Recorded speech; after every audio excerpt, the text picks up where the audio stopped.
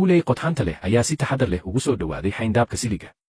Waxay aragtay lowska oo dusha saaran, way cuntay isla markii maaso ayay qabatay. Ninku wuxuu arkay bakaylaha agjooga, markaas ayuu go'aansaday inuu ciqaabo.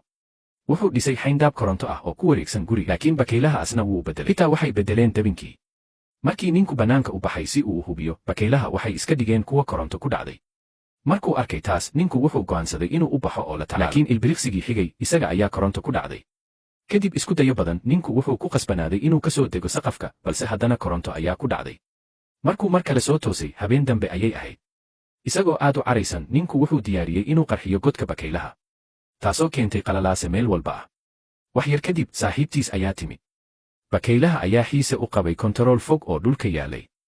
Markay badhanka riixeen, qarax ayaa dhacay, kadib geed weyn ayaa dhacay, wuxuuna si toos ah ugu dumay guriga ninka.